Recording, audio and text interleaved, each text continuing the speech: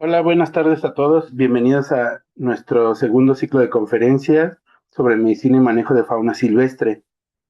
El día de hoy tenemos a un gran invitado con una gran experiencia, ¿sí? Que es el maestro en ciencias Mariano Sánchez Trocino. Mientras el doc nos apoya compartiendo su presentación en pantalla completa, lo voy a presentar y les voy a dar un poco de su muy extenso currículum, ¿vale? Entonces, bueno, el doctor es egresado de la Facultad de Medicina Veterinaria y Zootecnia de la UNAM, y con una tesis que fue ganadora de la mención honorífica de licenciatura, que es Análisis comparativo de minerales en alimento comercial, sangre, pelo y heces de macaca mulata y macaca fascicularis en cautiverio. Además, tiene la maestría en Ciencias Agropecuarias por la Universidad Autónoma Metropolitana, con una tesis denominada Efecto del nivel de fibra de Muhlenbergia macroura sobre el peso, consumo y digestibilidad en el conejo de los volcanes Romerolagus diaci. Y con este trabajo fue ganador de la medalla al mérito universitario por las calificaciones obtenidas en los estudios cursados y como mejor promedio de su generación. Además, el doctor fue enlace de nutrición y alimentación en la Dirección de Operación Científica y Técnica de la Dirección General de Zoológicos y Conservación de la Fauna Silvestre del Gobierno de la Ciudad de México. También fue responsable del laboratorio de análisis molecular y del estudio de la presencia de transgénicos en el maíz cultivado en el suelo de conservación del Distrito Federal. Además, fue jefe de la unidad departamental de los programas especiales y cultivos alternativos de la Dirección General de la Comisión de Recursos Naturales de la Secretaría del Medio Ambiente de la Ciudad de México del entonces Distrito Federal.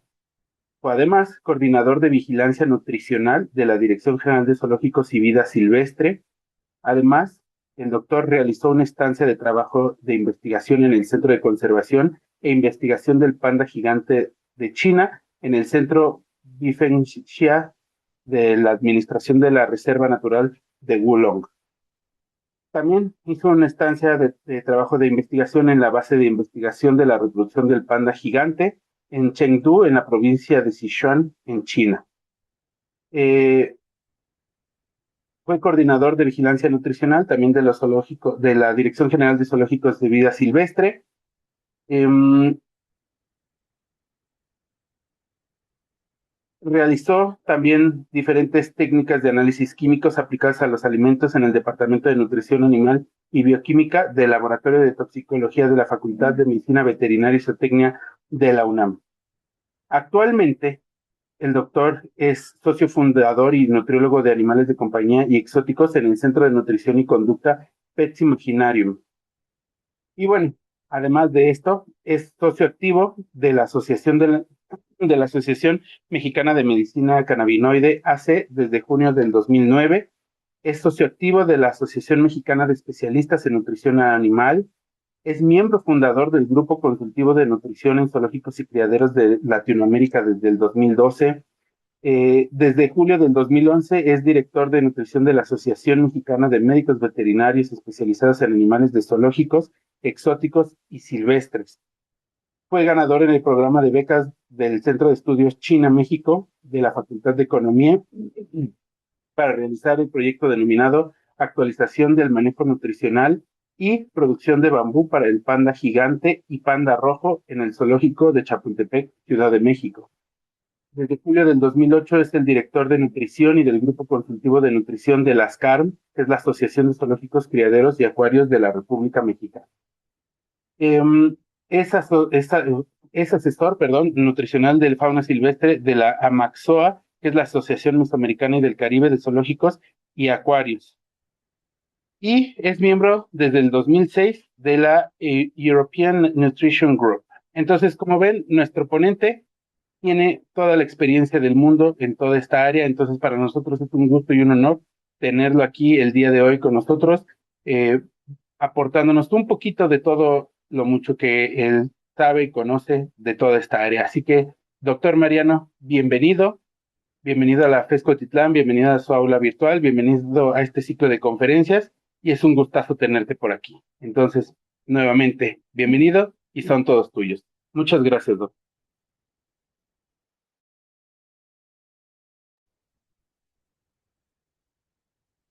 Gracias, Oscar. Gracias también a los organizadores, a la doctora Ana Paula Lozano, al médico Jesús Espinosa, al doctor Gerardo López, al doctor Jorge Iván y a ti, Oscar, otra vez por la invitación. Pues en esta plática vamos a abordar el tema de nutrición, vamos a platicar de nutrición un ratito y bueno, pues la idea es que abordemos las nuevas perspectivas que se tienen para la nutrición de conservación de fauna silvestre. Son datos que me interesa que ustedes como pues alumnos o ya gente trabajando con fauna silvestre, pues estemos en el mismo canal de lo que se ha ido pues desarrollando en la nutrición de fauna silvestre para bienestar de la conservación. También aquí abajo está el logo del Grupo Consultivo de Nutrición de Zoológicos de Latinoamérica. Al final les platico un poco para invitarlos también y si quieren participar con nosotros, si están trabajando activamente con nutrición de fauna silvestre. Bueno, ya entrando al tema luego, lo primero, la primera perspectiva nueva que tenemos, aunque esto ya se ha trabajado desde que se empezó la nutrición de fauna silvestre, el uso de modelos domésticos para especies en las cuales no tenemos requerimientos nutricionales. Es como la lógica nos lo señala, ¿no? Si vamos a hacer, por ejemplo, una dieta para una cebra, pues la lógica nos dice que no hay requerimientos nutricionales para cebra, vamos a utilizar el modelo doméstico de equino, ¿no? Cuando son especies pues muy similares o dentro del mismo grupo taxonómico, pues no hay tanto problema porque pues la cebra es muy similar al caballo. Pero, ¿qué pasa cuando tenemos otras especies? Como por ejemplo en aves. Aves es un grupo taxonómico en el cual todavía hay mucho por explorar y por descubrir en cuanto a nutrición. Tenemos muchas especies, pues sí, muchos géneros y especies diferentes en los cuales todavía no tenemos idea de cuáles son sus requerimientos nutricionales. Y bueno, recordando que para cuando estamos trabajando con nutrición de fauna silvestre, lo que queremos es hacer una formulación de dieta basada en requerimientos nutricionales, selección de ingredientes que aporten ciertos nutrientes y que podamos después hacer una evaluación nutricional. Aquí el problema es desde el inicio, en caso de algunas aves, donde, pues, por ejemplo, piensen en un tucán.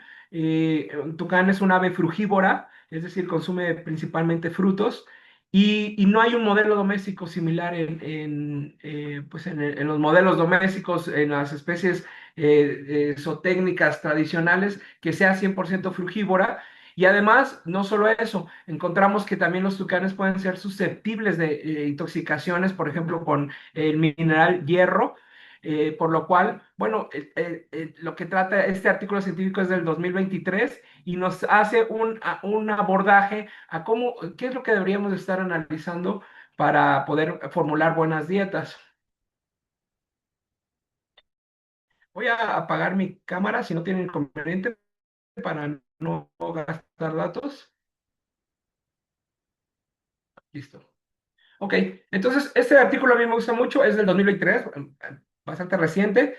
Y de hecho, de aquí tomé incluso el título de la presentación que estamos hoy dando, hablando de nuevas perspectivas, en este caso en nutrición aviar para la conservación. Y lo que vamos a encontrar es que, si bien la lógica nos dice que usemos el modelo doméstico porque se parece, mm, lo importante de este artículo, lo que nos señala, es que ante la falta de datos nutricionales específicos para aves silvestres, se propone usar modelos de animales domésticos como punto de partida, ajustados por anatomía comparada y modo de alimentación. Y lo que estamos viendo en este esquema, esos son esquemas del libro del doctor Stevens and Hume del 1995, donde por primera vez empezaron a esquematizar el tracto gastrointestinal de diferentes animales silvestres. Y podemos ver, acá a la izquierda está el tracto gastrointestinal de un caballo y el modelo, bueno, que es el modelo doméstico para aves que son Recuerden que los caballos tienen fermentación postgástrica. Acá estamos hablando de un compartimento intestinal que nos permite realizar la fermentación de fibras para la extracción de ácidos grasos volátiles y que pueda ser utilizados como glucosa después de la famosa gluconeogénesis en el hígado. En el caballo tiene su estómago, aquí lo estoy señalando, tiene su intestino delgado y después entraríamos en la parte del intestino grueso, que es donde tiene estructuras complejas, estructuras anatómicas que funcionan como compartimentos intestinales, en donde van a resguardar bacterias de tipo celulolítico que nos van a ayudar a fermentar esta celulosa de las plantas o forrajes que consumen y para, como les comentaba, ya después producir ácidos grasos volátiles. Cuando en el caso de las avestruces, los reas, los emús, incluso esos son aves, pero también entraría aquí, por ejemplo, un roedor como los cuyos, que también tienen fermentación postgástrica. Entonces, esto es importante, eso no se tomaba en cuenta antes cuando hablábamos de modelos domésticos, solo decíamos, si se parece al caballo, si la cebra se parece al caballo, vamos a usar ese modelo. Pero la nueva perspectiva es también adentrarse en la anatomía comparada. Esto es anatomía comparada. Cuando comparamos la longitud, cuando comparamos las estructuras, el sitio de fermentación de diferentes especies. En este artículo viene esta tabla, por ejemplo, para que podamos utilizar como referencia. Afortunadamente, en modelos domésticos tenemos los famosos National Research Council, los NRCs, que todo estudiante de nutrición recuerda muy bien.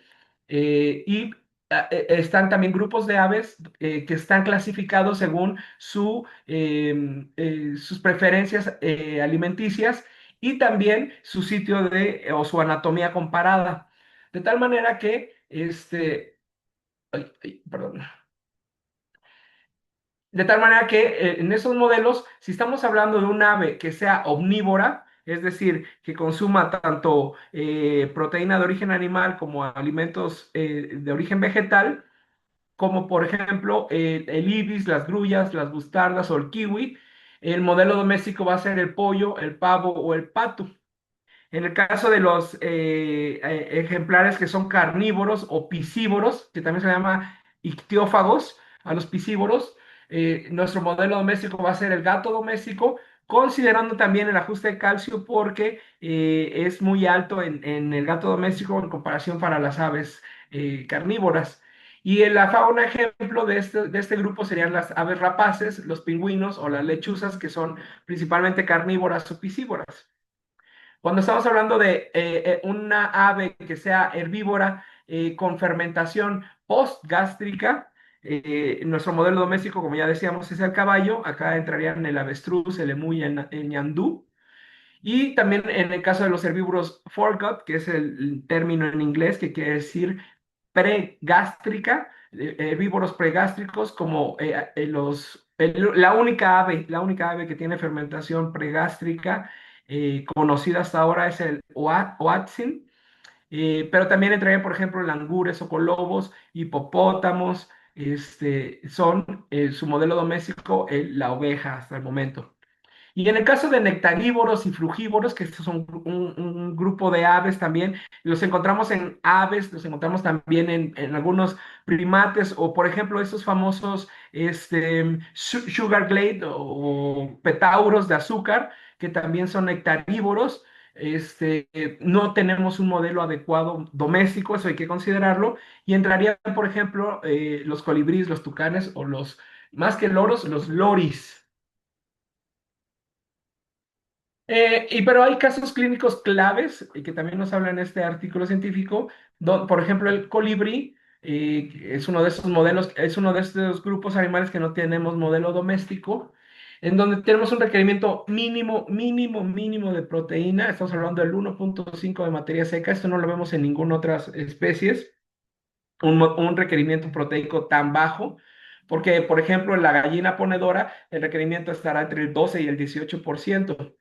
Además, su tracto gastrointestinal es simple, es decir, no tiene estructuras complejas el colibrí y está adaptado a la sacarosa, por lo cual no podemos extrapolar ningún modelo avícola. También considerar el caso de las grullas, estas aves que son muy susceptibles a la cuestión de vitamina E. El estándar avícola para vitamina E en general está entre los 4 y 25 unidades internacionales por kilogramo de materia seca en la dieta. Esto, si damos menos, predispone a miopatía de captura. Un rango saludable estaría entre 22 y 660 para estas aves. Por eso, en este caso, igual que lo que decíamos con el calcio de las aves rapaces, tendríamos que ajustar el valor de vitamina E. Tenemos que ofrecer una mayor concentración de vitamina E en estas aves porque podemos tener esta famosa miopatía. Y también considerar que la vitamina E se va a interaccionar con eh, eh, poli- grasas saturadas, sí, polisaturadas y con el selenio. En el caso de los pingüinos, acá sigue siendo el tema la famosa tiaminasa, son enzimas que contiene el músculo del pescado, principalmente pescados azules, en los cuales van a degradar la tiamina del animal que consuma esos pescados. Por lo cual, estas dietas de pingüinos deben de ir sí o sí suplementadas con de 100 a 400 unidades internacionales por kilogramo de materia seca de vitamina E, y además, algo muy importante, la adición de 30 a 100 miligramos por kilogramo de tiamina en la dieta de materia seca. Y en el caso del grupo de citácidas, considerar los ácidos grasos. Acuérdense que estas aves consumen mucha grasa porque son granívoras en su mayoría. Considerar que la grasa en el buche de un animal silvestre puede estar entre 22 y 58% de materia seca, y las fórmulas comerciales son en términos generales muy bajas en cantidad de grasa. Y esto es porque no se le puede agregar más grasa, sino se enranciarían muy rápidamente, sería poco viable para utilizar alimentos comerciales para estas aves con un contenido tan alto de grasa. Entonces, considerar que los requerimientos de ácidos grasos, excepto el linoleico, aún son desconocidos. La segunda perspectiva que quiero también considerar en esta plática, aunque pareciera de sentido común también, es la estimación de la emaciación y obesidad, es decir, la estimación de la condición corporal de los ejemplares. Lamentablemente, en mi trabajo, en mi ejercicio en trabajo de nutrición de zoológicos o unidades de manejo ambiental o mascotas, fauna silvestre de mascota, encontramos mucho todavía esta cuestión de obesidad o emaciación. Recordar que la emaciación sería pues una pérdida importante de condición corporal, y esta puede estar dada no necesariamente solo por una baja ingesta de calorías, sino también por una mala adaptación al ambiente o una agresión con específicos. Es decir, hay factores que pueden incidir sobre que un animal no esté consumiendo bien o esté llegando a este estado de emaciación. Incluso vamos a ver más adelante que la misma dieta puede estar ocasionando la emaciación, por ejemplo, en el caso de los titís o en el caso de las jirafas, cuando damos demasiados carbohidratos, vamos a ver más adelante cómo pueden ocasionar que enfermen los animales y lleguen a la emaciación crónica. Y en el caso de la obesidad, esta sí está más relacionada con una sobreingesta calórica y tiene mucho que ver con las dietas que ofrecemos. Este es un león africano, se llama Alika. Llegó al zoológico bueno, ahora ya no se llama un zoológico, ahora se llama Centro de Conservación de la Fauna Silvestre de Chapultepec. Llegó en el año 2024, me parece, o 23, del famoso santuario, entre comillas, Black Jaguar White Tiger, que estaba en el Ajusco, acá en la Ciudad de México, y un lugar donde tenían un gran número de felinos en reproducción, y que debido a un mal manejo pues ya no tener recursos para mantenerlos, empezaron a emaciarse, empezaron a perder peso e incluso varias muertes. Y entonces los primeros animales que fueron rescatados por la Profepa, que es la Procuraduría Federal de Protección al Ambiente, que es la entidad regulatoria en México, pues decomisó a estos animales y los que estaban en peores condiciones los llevaron al zoológico de Chapultepec, que era el sitio más cercano para su manejo y adecuación.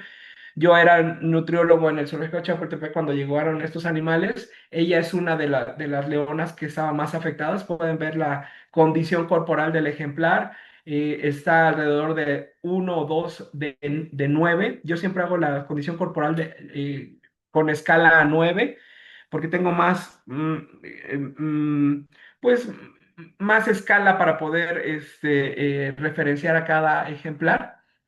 Y pueden ver cómo este animal se había automutilado la cola, había también consumido sus llantas que tenía como enriquecimiento ambiental y pues estaba en los huesos y a punto de morir, ¿no? Como les decía, bueno, las causas de emaciación no necesariamente son este, por una falta de dieta, sino por también hay otros factores. Y esta LICA, afortunadamente, bueno, pues se le implementó un programa dietético, se le estableció una dieta adecuada y pues pudimos tratar de revertir ese daño tan grave que traía.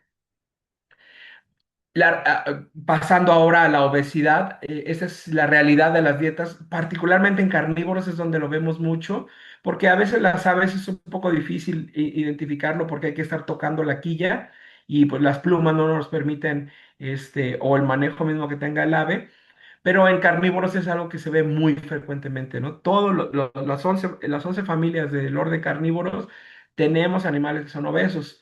Y bueno, pues recordar que la obesidad también, antes considerábamos que la obesidad era una cuestión estética únicamente, pero ahora sabemos que esos depósitos de grasa que está acumulando el animal pueden llegar a producir hasta más de 5.000 proteínas, todas ellas proinflamatorias en el animal. Entonces ahora en realidad ya se le considera una enfermedad, es una enfermedad que conlleva un estado inflamatorio crónico. Y en el caso particularmente en felinos, la obesidad va a llevar, bueno, en todos, pero particularmente más rápido en felinos por su metabolismo único, va a llevar también a la famosa lipidosis hepática, que también pues, tiene consecuencias en el bienestar y en la salud del animal. Ay, perdón que se me está saltando, lo voy a ir cambiando acá.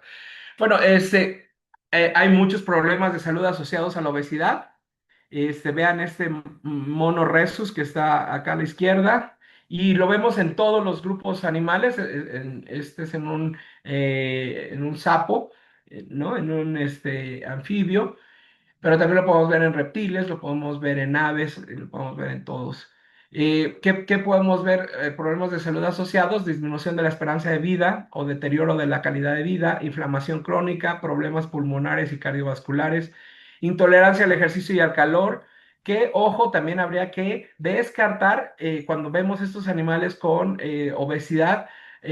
Puede ser, recordar también que puede ser una cuestión endocrina, particularmente estaríamos hablando de la tiroides, un paciente con hipotiroidismo podría generar un estado como de obesidad, pero también con intolerancia al ejercicio o al frío incluso, ¿no? Problemas articulares y musculoesqueléticos, función inmunitaria comprometida, pancreatitis, diabetes mellitus, lipidosis hepática, aumento de la morbilidad y la mortalidad durante y después de la anestesia. Y por supuesto, no está aquí enunciado, pero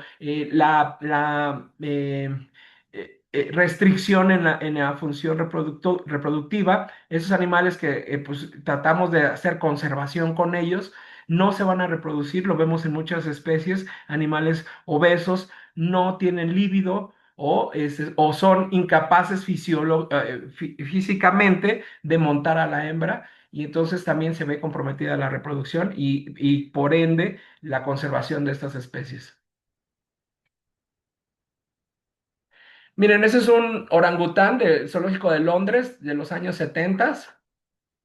Era un orangután que el público lo quería mucho porque consumía todo lo que le daba el público. En ese tiempo,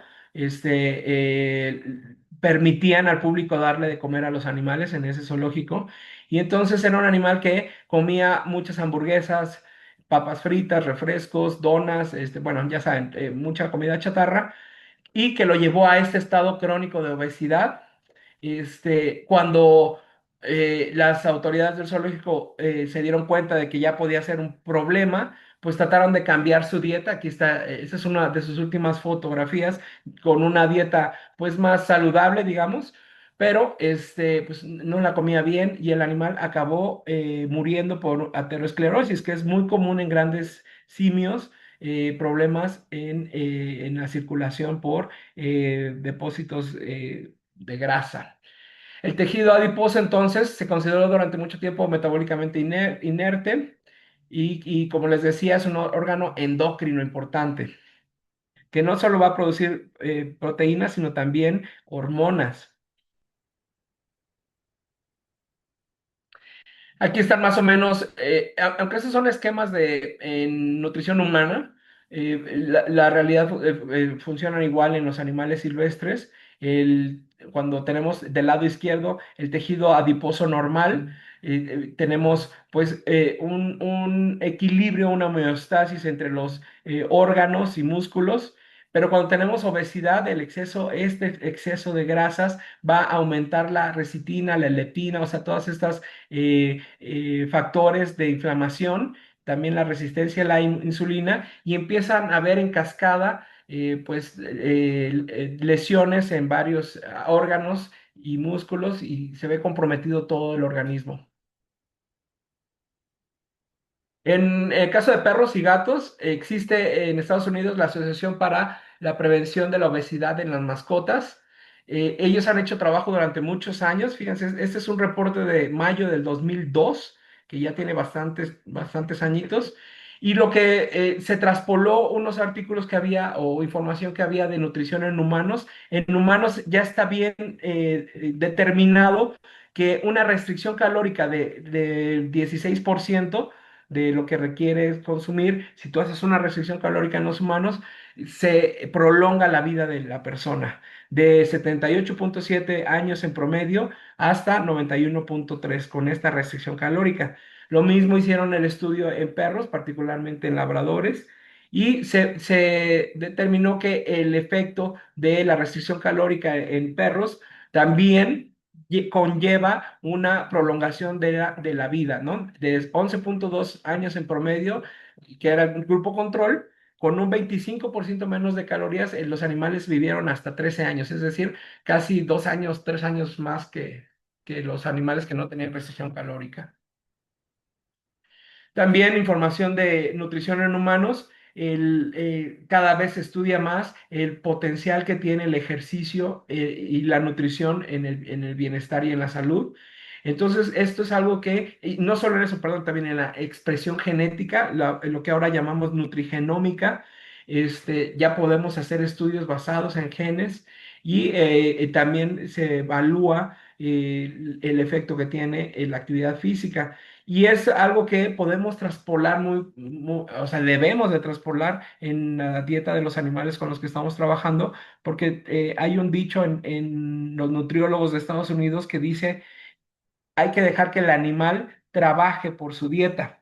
En los zoológicos, pues el animal tiene una baja actividad y todavía llega a su hora de comida y destinan muy poco tiempo a la actividad de alimentarse. Y entonces esto es algo que también hay que ponerlo aquí en la mesa para empezar a tratar de desarrollar programas en los cuales el animal se mueva más por la comida o como tal tengan ejercicios programados, continuos y todos los días. Por ejemplo, en el caso de también nutrición humana, ahora se sabe por esos estudios que se han hecho que el efecto de caminar 10,000 pasos al día puede estar asociado con un menor riesgo de mortalidad e incidencia de cáncer y enfermedad cardiovascular. Y entonces esto, esto se hizo con una población de 78,500 personas. Entonces, también, o sea, es muy potente esta información y habría que también transportarla a nuestros animales de zoológico o mascotas. ¿Cómo hacemos esto en zoológicos? Pues nos apoyamos del programa de enriquecimiento ambiental. Acá lo que están viendo son felinos en los cuales el alimento se les coloca ya sea dentro del enriquecimiento ambiental o colgado o no tan accesible para que el animal pase más tiempo haciendo búsqueda, forrajeo de alimento, pero también desgastando calorías para llegar a encontrar su dieta, ¿no?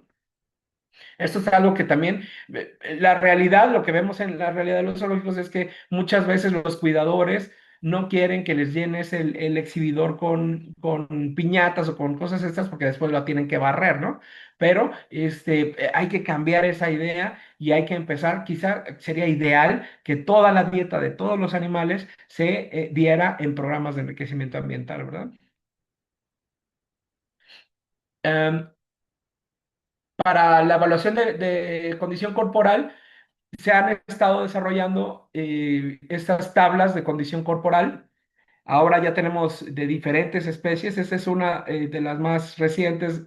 Habla sobre la condición corporal en felinos del Taxon Advisory Group, del grupo taxonómico de felinos, en el cual, bueno, van a poner las principales especies que se encuentran pues bajo cuidado profesional, como el león, el tigre, el jaguar, el chita o el ocelote, y pueden ver cómo del lado izquierdo son los animales, cómo se vería un animal muy delgado, cómo se vería un animal con bajo de peso o cómo se vería un animal ideal con sobrepeso y con obesidad.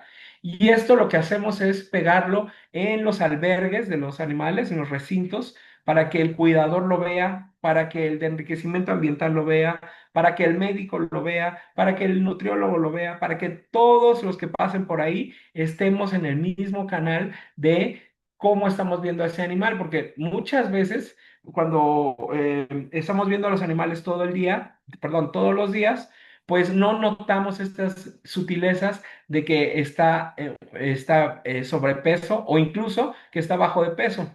Entonces, nosotros en nutrición, los encargados de nutrición, tenemos que hacer estas evaluaciones continuas para interpretar y saber en dónde, en qué etapa de la condición corporal se encuentran esos animales y tratar de revertirlo. Por ejemplo, también en perros y gatos nos pasa muy comúnmente que nos traen, bueno, también tengo un hospital veterinario, estamos acá en la Colonia del Valle, en la Ciudad de México, hacemos nutrición en perros y gatos y muchos de mis pacientes son perros o gatos con obesidad crónica. Que lo sorprendente es que cuando le preguntas al tutor o responsable o propietario que ellos cómo lo ven bien, lo ven ideal cuando el paciente puede estar con sobrepeso. O también ahora que están muy de moda estas famosas dietas BARF o dietas caseras, fabricadas por ellos mismos, nos traen a los pacientes con una condición corporal muy baja. ¿Por qué? Porque hay que invertir en darles carne, por ejemplo, y la carne es un insumo muy caro, y entonces prefieren ver al animal en buena condición cuando en realidad está emaciado. Hay tablas de condición corporal para ya muchas especies, se encuentran fácilmente en Internet, en una búsqueda ahí en Internet. Por ejemplo, este es el escala de condición corporal para evaluar en delfines, botella de nariz. Acá está el de hurones, por supuesto el de perros. Y aquí vean nada más, cuando hablamos que la condición corporal está ya sé que, por ejemplo, yo utilizo la escala del 1 al 9, donde 5 sería ideal, 6 y 7 serían sobrepeso, 8 y 9 serían obesidad.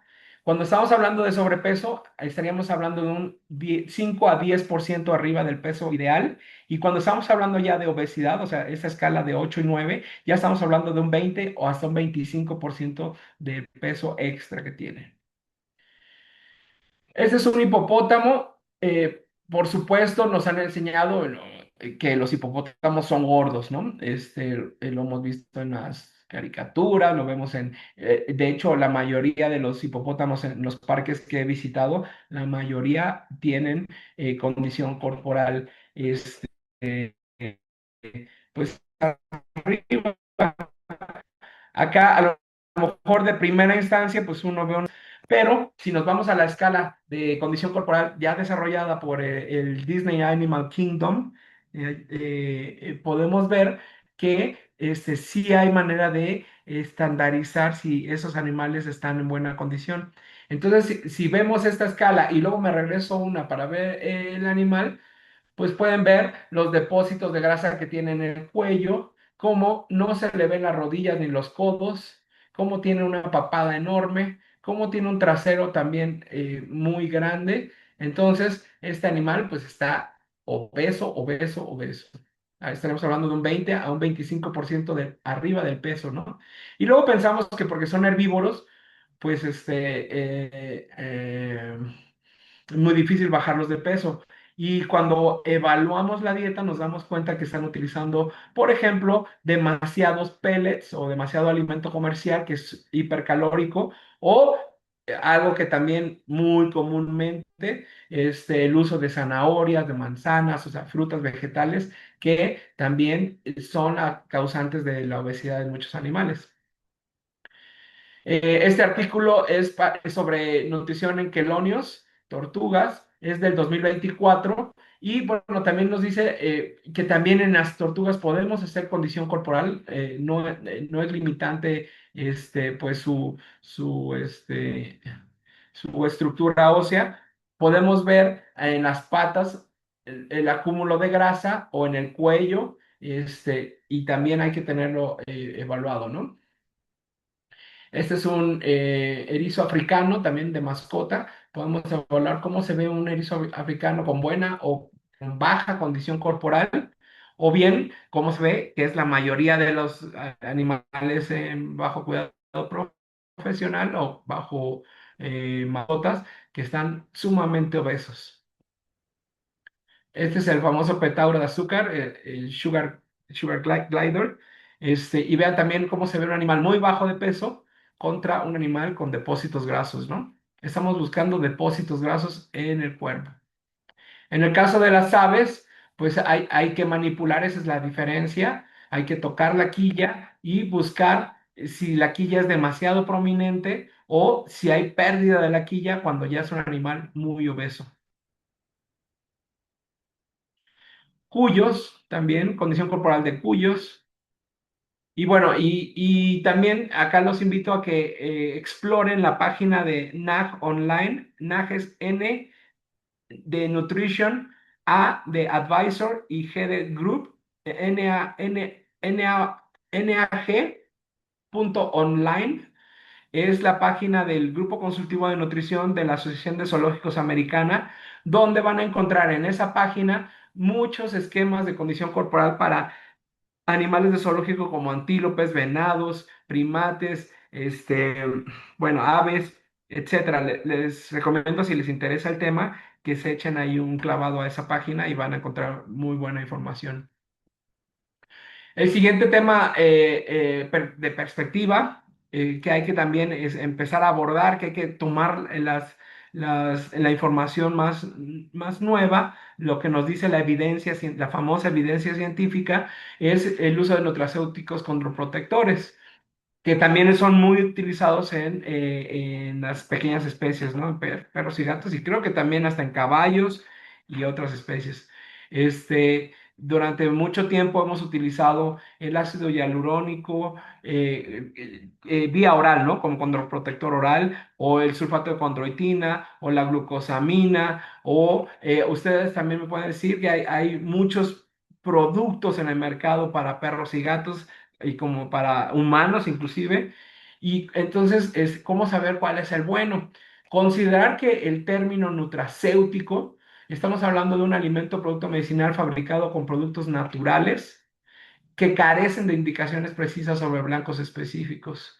Son seguros, útiles como terapia de apoyo, sus beneficios son difíciles de evaluar de forma concreta, suelen ser complejos en su formulación, no suelen ser de indicación primaria y son de venta libre a diferencia de medicamentos. No son sometidos a estudios de eficacia como los fármacos y en veterinaria muy pocos estudios y varios son preclínicos, ¿no? Aquí tenemos productos para condroprotectores orales. Lo que estamos buscando es que esta articulación, pues que está inflamada, pues que tenga una buena lubricación. En el 2023, el 8 de septiembre, bueno, finales del 2023 salió publicado este artículo.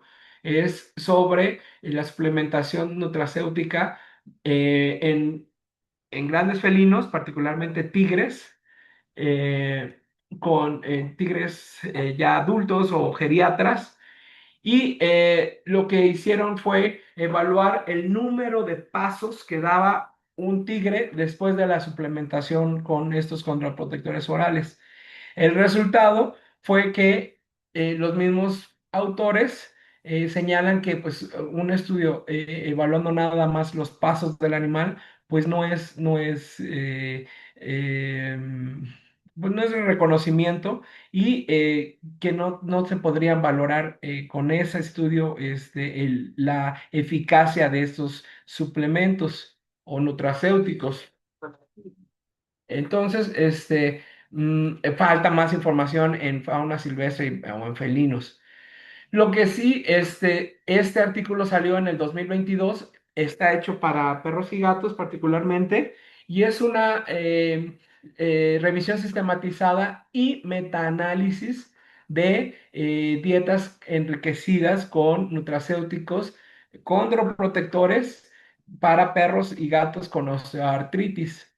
Este sí es un artículo muy importante. Recuerden que eh, hay una escala para saber la evidencia científica.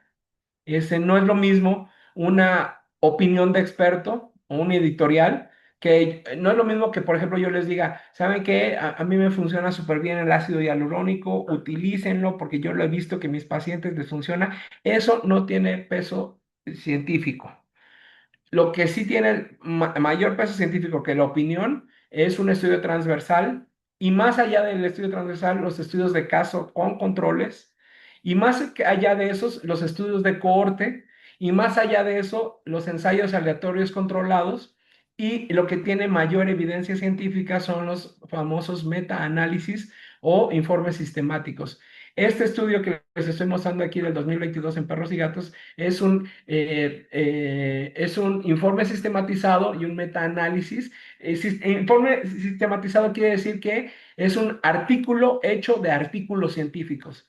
En este caso, utilizaron más de 1,000 artículos científicos y metaanálisis quiere decir es un artículo hecho de artículos científicos, pero donde van a agregarle estadística. Entonces, todavía tiene mayor trascendencia los metaanálisis. Entonces, este artículo tiene mucha evidencia científica y los resultados pues, se evaluaron, fíjense, aquí están todas las categorías de suplementos utilizados como condroprotectores articulares en perros y gatos. Ustedes pueden ver ahí quizás productos que ya hayan utilizado ustedes o que les suene, como el colágeno, como el famoso Ovopet, Movoflex, el aceite de pescado, eh, este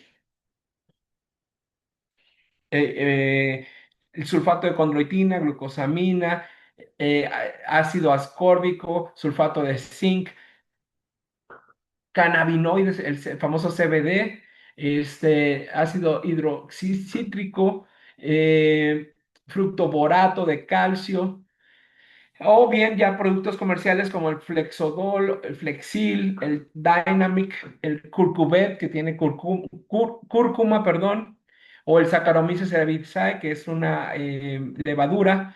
Todos estos productos se evaluaron en su eficacia, ¿no? En el metaanálisis se metió la estadística para saber su eficacia.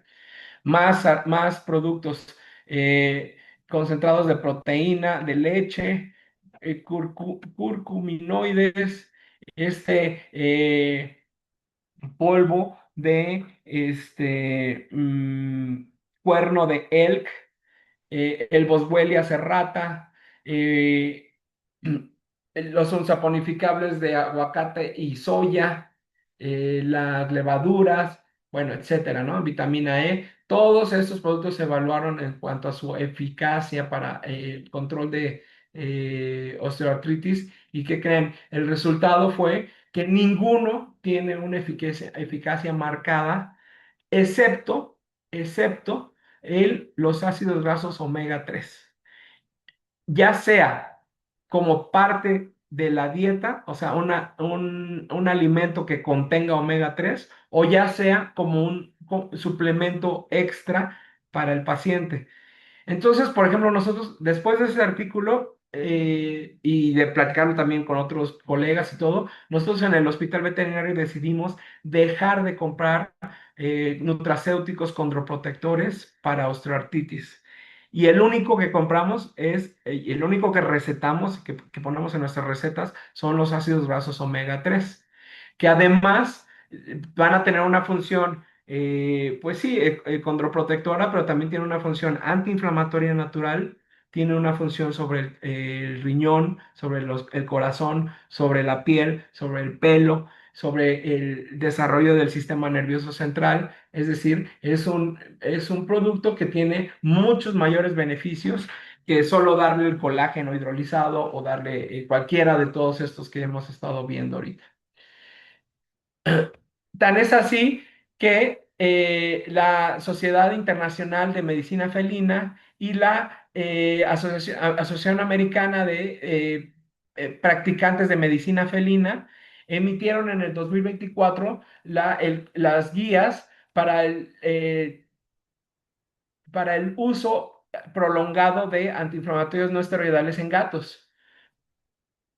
Y en el caso para osteoartritis, en el caso de gatos, después del artículo que acabamos de ver de metaanálisis, ellos también recomendaron no usar ningún otro tipo de condroprotector más que suplementos de omega 3 o dietas suplementadas con omega 3 para este problema de articulaciones. Entonces, esa es la evidencia científica, eso es lo nuevo que hay que estarse actualizando y que, pues sí, a veces hay que romper con la tradición o con el proveedor o con los laboratorios que nos van a estar ofertando, o que la tradición nos dice pues, que el jengibre ha funcionado muy bien porque lo vimos ahí o alguien en una plática lo dijo. No es suficiente, ¿sale? Entonces los omega 3 los podemos utilizar. Ojo, que estamos hablando de omega 3, son ácidos grasos poliinsaturados de cadena larga.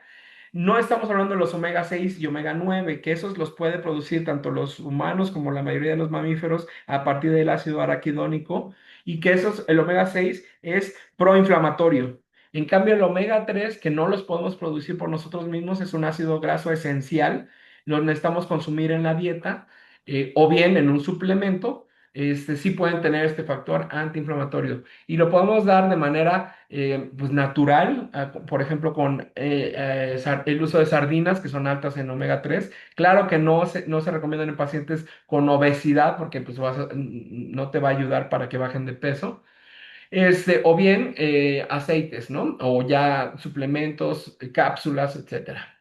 Lo que sí deben de recordar de los omega 3 es que por ley, o bueno, no por ley, por eficacia, tienen que ser de origen marino, porque los omega 3 de origen vegetal, como el omega 3 de la linaza, no la puede asimilar el organismo, ni de humanos, ni de mamíferos, ni de aves. Y entonces, así como la consume, la va a eliminar. Tiene que ser de origen marino, tiene que ser líquido y de preferencia buscar una marca, un laboratorio que nos garantice que no esté contaminado ese producto con metales pesados. A los que nos gusta la bioquímica y saber cómo funcionan los omega 3, aquí está este esquema, le pueden tomar una foto. Bueno, pues no me voy a tener ahorita mucho a platicar sobre este efecto eh, bioquímico en el organismo. También ya es un poquito más viejito, es del año, ay, no le puse aquí el año, pero creo que es como del 2020, 21, donde ya hay dosificación de los ácidos grasos omega 3 para diferentes enfermedades como hiperlipidemia idiopática, que creen, los omega 3 también son un tratamiento para la dislipidemia o para la hiperlipidemia. Entonces, aquí están las dosis.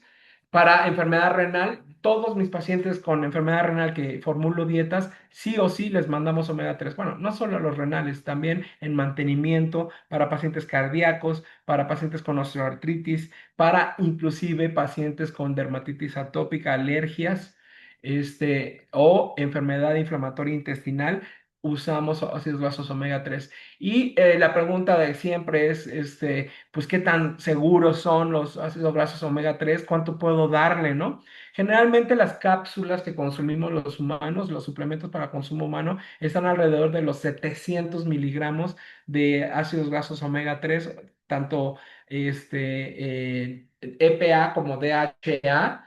Entonces, fíjense, acá está el valor que nos señala el NRC. El valor máximo de límite sería estar en un perro de 10 kilos, estar ofreciendo más de 2000 miligramos, es decir, más de 2 gramos. Que si cada cápsula tiene 700 miligramos, estaríamos hablando que ya dar más de 3 cápsulas de omega 3 a un perro de 10 kilos ya puede ser pues poco seguro.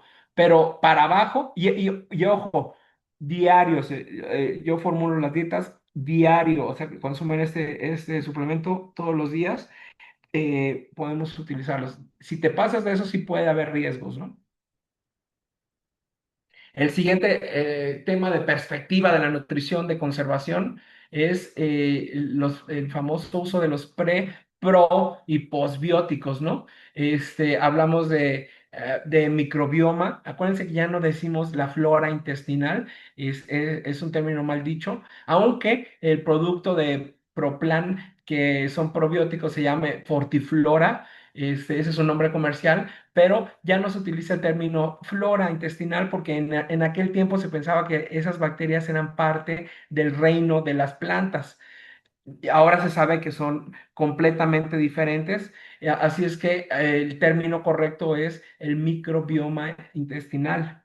Que también, y recuerden también que tenemos otros microbiomas en piel, en pulmones, en diferentes órganos, ¿no? A lo largo de todo el organismo hay diferentes microbiomas. Bueno, aquí vamos a hablar del microbioma intestinal. En el caso del intestinal, estamos hablando de que queremos estimular este microbioma para bien, y esto lo hacemos con los famosos prebióticos. Los prebióticos, estamos hablando de fibras solubles que van a alimentar a esas bacterias buenas. Cuando estamos hablando de la bacteria viva es cuando decimos probióticos, y ahora está el término también postbióticos, que son pedazos de células que también forman un gradiente de concentración óptimo para el desarrollo de las bacterias sanas. Los estudios en microbioma, todos hemos visto cómo han ido exponencialmente. Ahora hablamos mucho del microbioma y todo eso. Y esto desde los años, aquí vemos en el esquema, más o menos a partir de los años 98, 2000, es cuando empezó a potencializarse este estudio del microbioma. Y después sale este artículo en la prestigiosa revista Science, 1 de noviembre del 2019, donde, si bien sabíamos antes de este artículo que el intestino como segundo cerebro, porque es donde más terminaciones nerviosas en todo el organismo después del cerebro, por eso se llama el segundo cerebro. Por ejemplo, yo antes de entrar a esta plática con ustedes, pues a lo mejor sentí un poquito de lo que le llamamos mariposas en el estómago, porque cuando estás nervioso sientes el efecto sobre el intestino. Y eso ya se sabía y se sabe ya desde hace mucho tiempo. Lo que no sabíamos y que este artículo lo evidenció fue que también puede ser al revés. El intestino puede estar regulando la comunicación o la interacción social del organismo mayor a través del axis microbiota cerebro, microbiota intestino cerebro. Este, ¿Y esto por qué sucede? Porque en el intestino se van las bacterias, este microbioma que hay en el intestino está produciendo ¿cómo se llaman? Los neurotransmisores en el intestino que van a hacer que pueda haber ya sea un desorden o una homogeneidad en cuanto a la conducta del animal. Y esto no necesariamente quiere decir que las bacterias, que somos como marionetas de las bacterias. Lo que quiere decir es que esta relación es muy intrínseca y que hay que estar pendientes que esté funcionando adecuadamente el microbioma. Ya sabemos las consecuencias de una disbiosis, de una alteración del microbioma, son muchísimas, ahorita vamos a ver algunas, pero esto es lo que empezó a verse desde el 2019. Ese es un esquema de un artículo de la translocación bacteriana en la barrera intestinal, esto es en humanos. Y bueno, lo que les quería mostrar aquí es que, fíjense, aquí está el epitelio, estas son células del intestino, los enterocitos. Ay, perdón. Está el enterocito, después viene una capa de moco interna, después viene una capa de moco externa. En esta capa de moco externa, que aquí la vemos como de color azul o morado, es donde se encuentra el microbioma. Entonces vean cómo está demasiado expuesto y muy fácilmente alterable, ¿no? Es por eso que es importante esto. Ay. Entonces, en esta otra infografía muestra las complejas vías por las que la microbiota intestinal influye en la función cerebral, la modulación inmune y el metabolismo de todo el cuerpo a través del eje intestino-cerebro, ¿no? Decíamos que en el intestino se van a producir neurotransmisores que van a hacer que el organismo pues tenga función cerebral o incluso modulación inmune. Este artículo es del 2018 y se llama ¿Por qué el microbioma afecta la conducta? Esto lo platicamos mucho en el diplomado de bienestar animal, cómo es importante cuando tenemos pacientes agresivos, ansiosos, o con problemas, desórdenes, conductuales, evaluar también la dieta, evaluar también o recomendable la suplementación con pro o postbióticos, pueden hacer una diferencia. Y aquí están los neurotransmisores que producen las bacterias. Por ejemplo, los bacillus van a producir acetilcolina, dopamina y noradrenalina. El bifidobacterium produce la GABA. El enterococcus produce histamina y serotonina. Y así nos vamos viendo en cada uno. Y por eso es tan importante este tema y por eso está tomando tanta relevancia pues no solo en nutrición animal, sino en terapéutica, en conducta, en manejo, etcétera. El resultado de este artículo, o sea, ya su reseña final, es que los datos actuales no proporcionan pruebas claras de una manipulación, pero sí es importante considerar cómo los efectos conductuales pueden surgir fácilmente como un subproducto de la selección natural de los microorganismos para crecer dentro del huésped y de la selección natural de los huéspedes para depender de sus simbiontes. ¿Qué quiere decir esto? Que las bacterias están en una continua guerra para sobrevivir. O sea, ahí adentro del intestino están peleando las bacterias por sobrevivir. Y esto, si por ejemplo, me voy a regresar uno, si por ejemplo empezamos a tener demasiados bacillus sobre Bifidobacterium, Enterococcus, Escherichia, entonces podemos empezar a tener una sobreproducción de acetilcolina, dopamina y noradrenalina que sí pueden afectar la conducta. Entonces, no es una manipulación de las bacterias sobre el organismo mayor, pero sí es una cuestión natural que nos obliga a estar evaluando este tema. La pregunta también aquí de oro sería, ¿se puede manipular el microbioma? Ya vimos que está en una capita de moco muy delgadita, por supuesto que se puede manipular, ya sea con la dieta, con ingredientes, con nutrientes, con el uso de prepros o prosbióticos. Si utilizamos antibióticos de manera detrimental, nos podemos llevar el microbioma muy fácilmente. Aquí, por ejemplo, un ejemplo, cuando usamos una sola dosis de metronidazol, el antibiótico, estaríamos llevando hasta 7 días de microbioma, tarda en volverse a reestructurar una sola administración de metronidazol. Y el famoso trasplante fecal, que lo vemos también cada vez más y más en el manejo tanto en perros y gatos como en fauna silvestre. Por ejemplo, en el uso de fauna silvestre, lo hemos usado en estos monos araguatos que ustedes saben son primates nativos de México y de Centroamérica, pero son folívoros, son primates que consumen hojas. Cuando son arrancados de su madre para venderlos en las carreteras como mascotas, los llevan a las ciudades y les ofrecen de comer fruta, es lo que no sé, eh, no sé por qué pensamos primero que nada en las frutas para los animales, ¿no?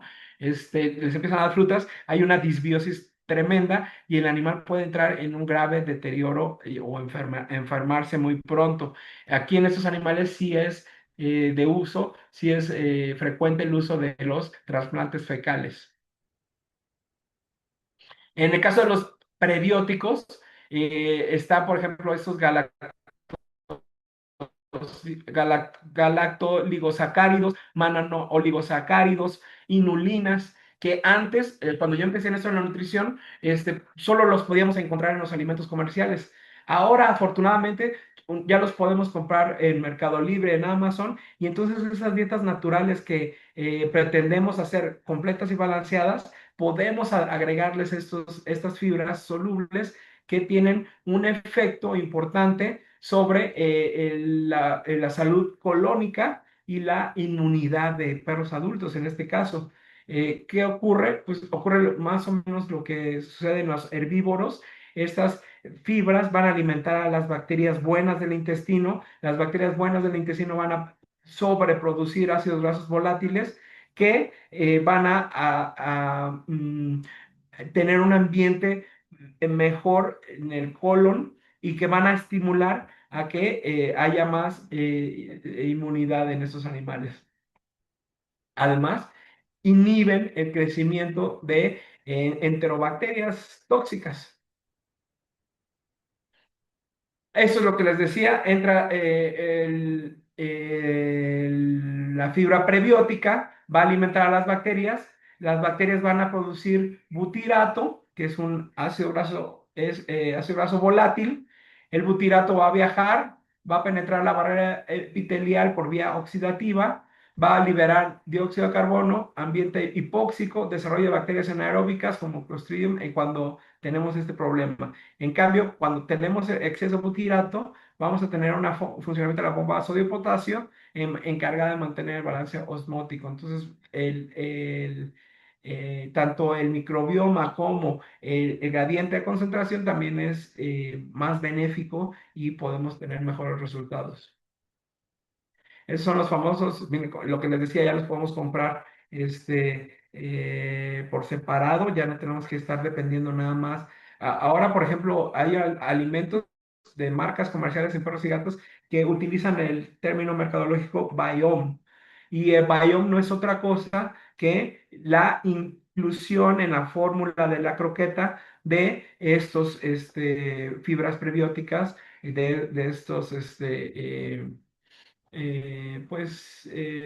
bioestimuladores, inmunoestimuladores. Muy bien, el siguiente tema es el efecto de los carbohidratos solubles sobre las dietas de animales silvestres en conservación. No sé si hayan visto o si tenían idea de que las frutas pues no siempre han sido como las conocemos o las verduras. Por ejemplo, el plátano, ahorita nosotros lo conocemos así, con muy poquita semilla, lleno de pulpa almidonada. En cambio, si vemos el origen del plátano antes de la selección genética, hablábamos de una fruta con mucha semilla, con poca pulpa, que se asemeja más a lo que consumen esos animales en vida silvestre. A nosotros, a los humanos, nos gusta fabricar frutas y verduras que sean altas en azúcares, y bajas en fibra. Y esa es una de las consecuencias que estamos viendo. Por ejemplo, la sandía, aquí tiene esa es de una pintura, ¿no? Del siglo XVIII, cómo era la sandía. Y ahora ya tenemos hasta sandías sin semilla, ¿no? Lo cual es sorprendente en la selección genética, pero llena de azúcares, ¿no? La zanahoria, por si no sabían, viene de un tubérculo, una raíz que se ve más o menos así, y que gracias a la selección y selección y selección ya tenemos ahora un vegetal muy alto en azúcares. Y bueno, en México se considera la cultura, los aztecas eran la cultura que domesticó el maíz, se le llama. Pero el maíz nunca, no siempre fue así como lo conocemos ahora, el elote. El maíz viene de una planta que se llama teosinte, se ve como esta. Y vean cómo y por eso es la cultura del maíz, que domesticó el maíz, porque empezaron a hacer selección con estos teosintes hasta que llegaron a hacer esta gran variedad de elotes, que es un alimento sumamente alto en energía, en azúcares también. Entonces, ¿qué pasa con los primates? En los primates podemos tener fermentadores pregástricos o fermentadores posgástricos. En México hay dos especies nativas, está el mono aullador, ya hablamos de él hace un ratito, el zaraguato, hay tres especies. Esta es una especie pregástrica y están los fermentadores posgástricos. En el caso de primates mexicanos está el mono araña, que son muy diferentes en cuanto a sus hábitos alimenticios en vida libre, en cuanto a su anatomía comparada y tanto a les decía, esos animales padecen mucho de que son cazados la familia para ser vendidos como mascotas a pie de carretera.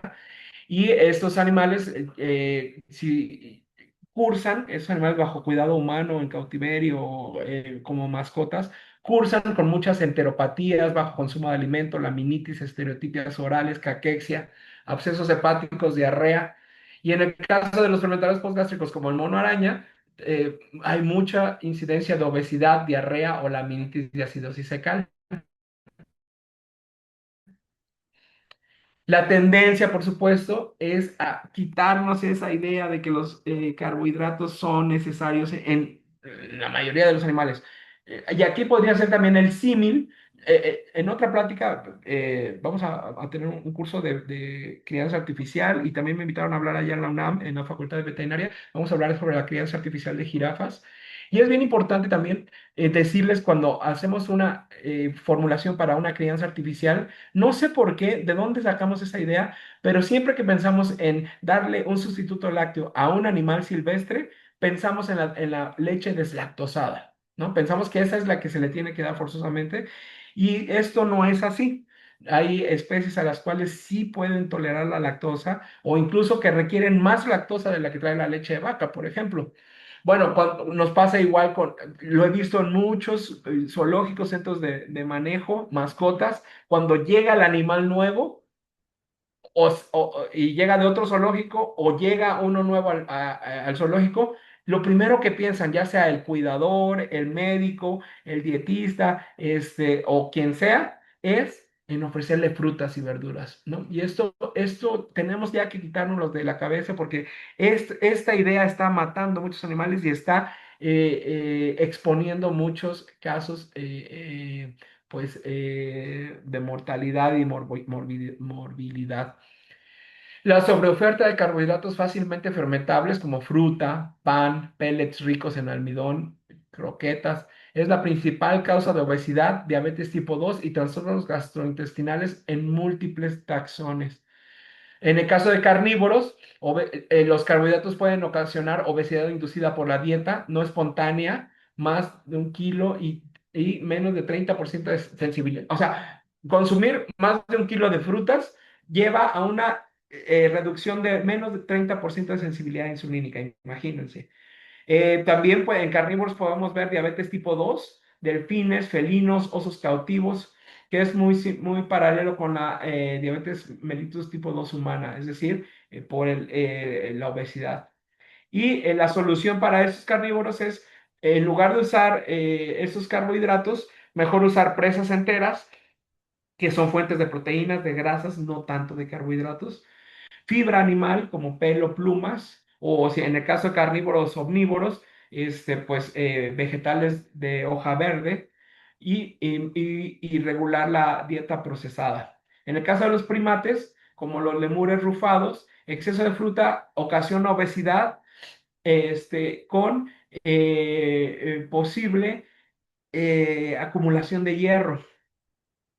Los monos snub-nosed, los monos narizones, que llevan una dieta de 75% de carbohidratos, en la dieta cautiva contra la dieta silvestre, que es muy diferente. Y no solo diferente en cuanto a niveles de carbohidratos, sino también en cuanto a esta fruta, como la veíamos, ¿no? La fruta silvestre es más alta en fibra. Entonces podemos ver en los NRCs que nos dicen que un primate consume en vida silvestre mucha fruta. No quiere decirme, eso me pasa con monos araña, por ejemplo, cuando hago la formulación. Cuando demuestras toda la literatura científica sobre la dieta de vida libre de monos araña, toda la literatura habla de que son frugívoros en su mayoría, pero no es primates en vida libre, no consumen las frutas que comemos nosotros perdón, para uso humano. Esos animales consumen otro tipo de frutas más fibrosa que no puede, que conlleva a todas las enfermedades que ya hablamos. Entonces, también puede ocasionar diabetes espontánea en macaca negra, macaca mulata, alta prevalencia. En el caso de ungulados o herbívoros, los ramoneadores, animales ramoneadores con carbohidratos pueden ocasionarles acidosis ruminal aguda. Ahorita vamos a ver más adelante. Nunca ofrecer fruto, pan a browsers. Aunque vemos que todavía hay alimentación pública en muchos zoológicos, que tú llegas y te venden un vasito de zanahorias para que des de comer a las jirafas, lo cual está completamente, pues yo diría mal porque no regulas la cantidad de carbohidratos que estás ofreciendo a esas jirafas, o panes, o botes de pellets, ¿no? Alimento comercial, también estamos condenando a esos animales.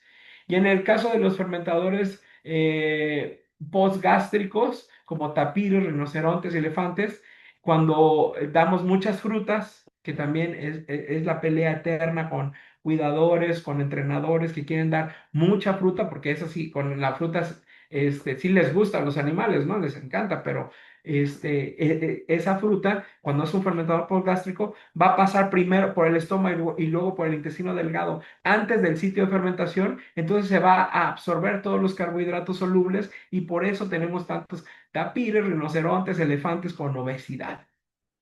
En el caso de elefantes asiáticos, obesidad subdiagnosticada en colecciones chinas, ¿no? Hay un reporte por ahí.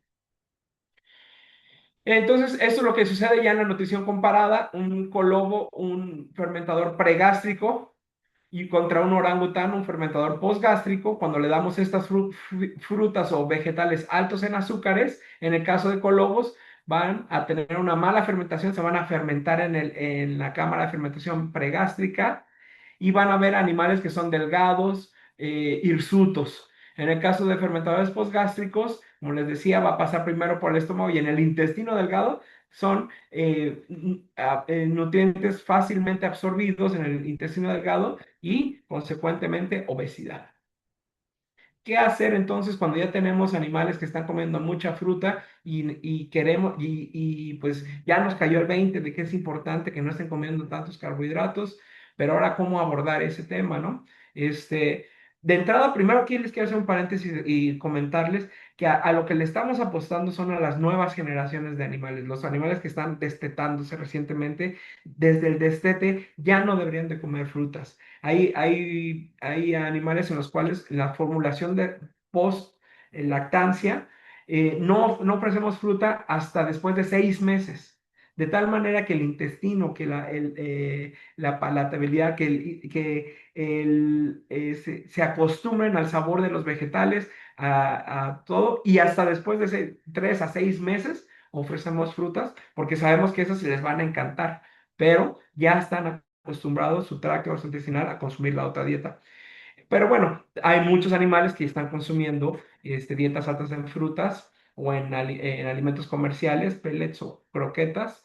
Entonces vamos a hacer tres grupos, el grupo A, grupo B y grupo C. Estaremos hablando en el grupo C, alimentos con almidón y azucarados, como los tubérculos, como camote, como papa, que es diferente un almidón que un carbohidrato soluble, que un monosacárido, un disacárido, porque tarda más tiempo en absorberse, en asimilarse.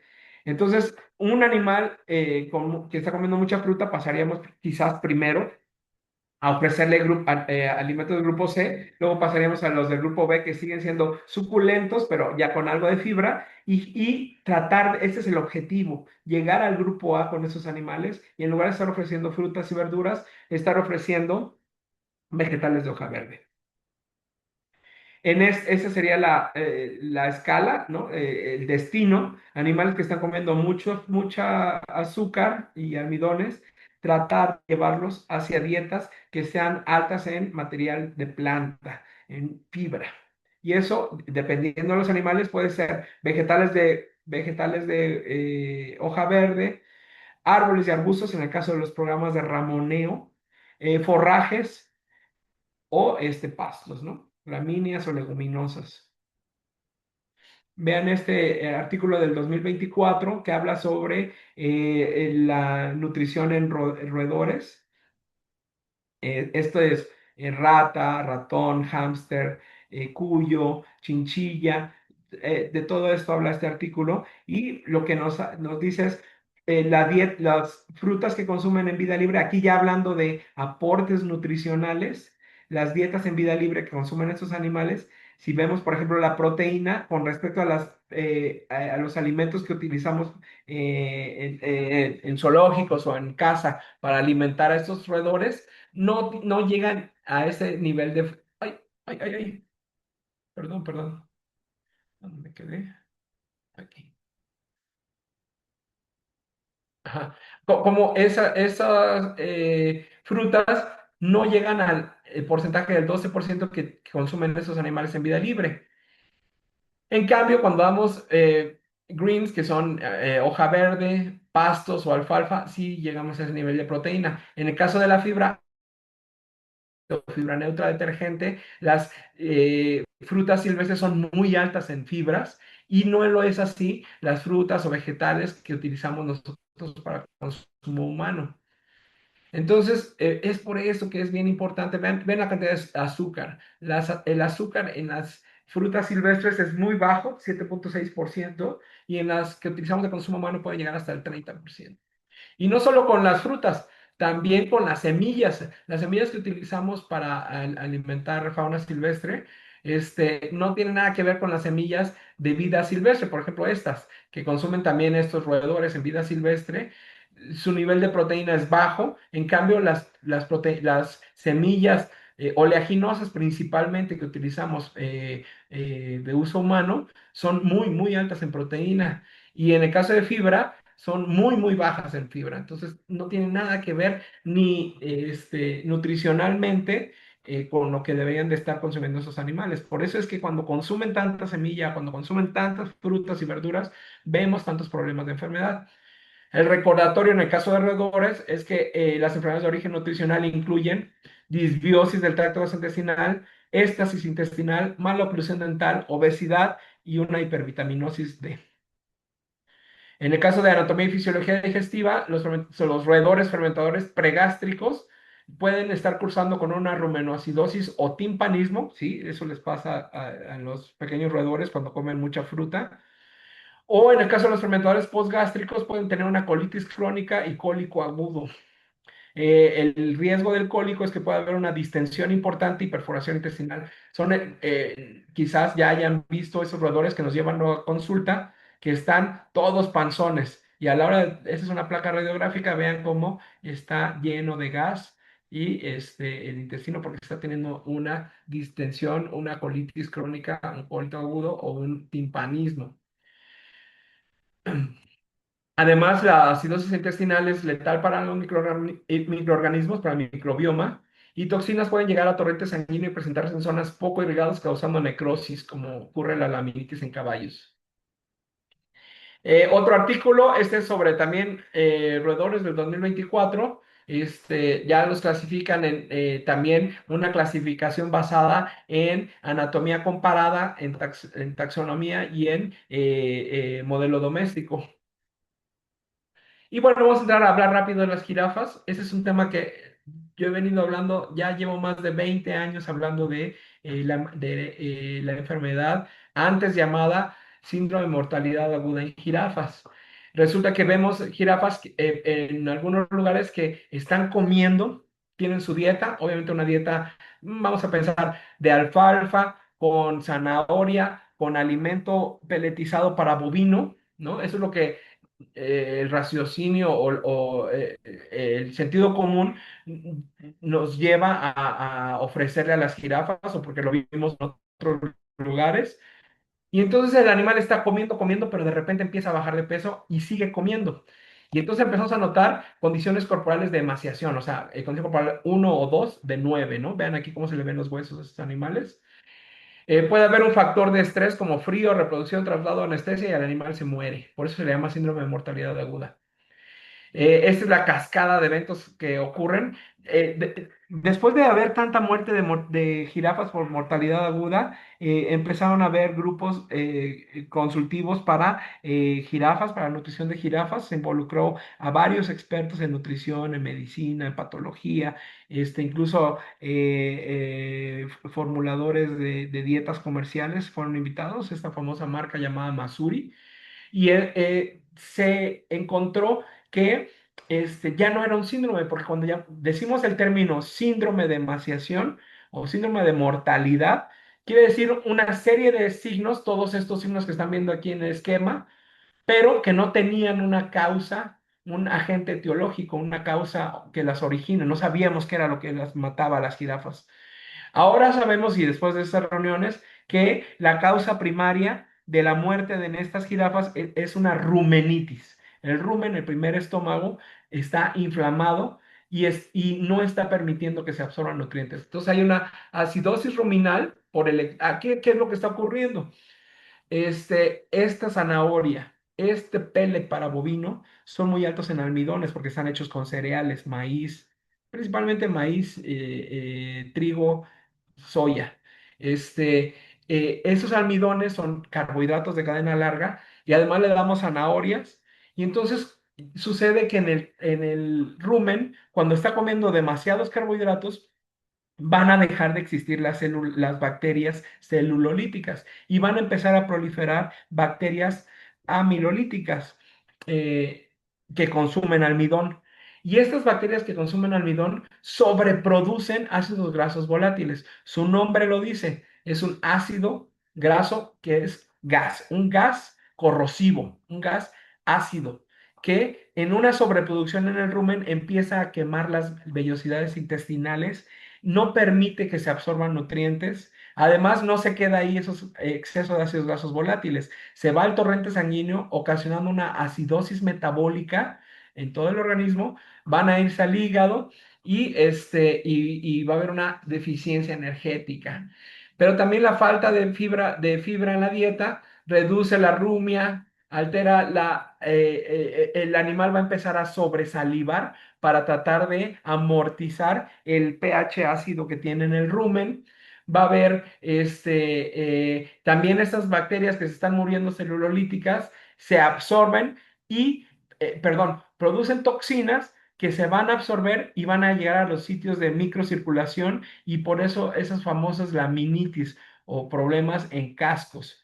Entonces es una cascada de eventos lo que está sucediendo, son muchos signos clínicos, pero todos originados por que el rumen está inflamado. Y está inflamado porque está consumiendo una dieta muy alta en carbohidratos que está ocasionando irritación.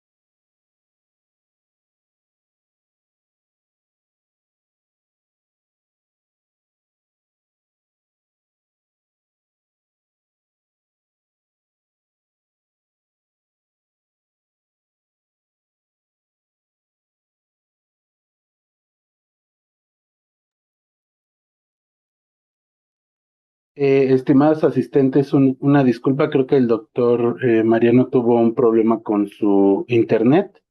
Vamos a darle unos minutitos para que regrese y continuamos con la ponencia. Muchas gracias.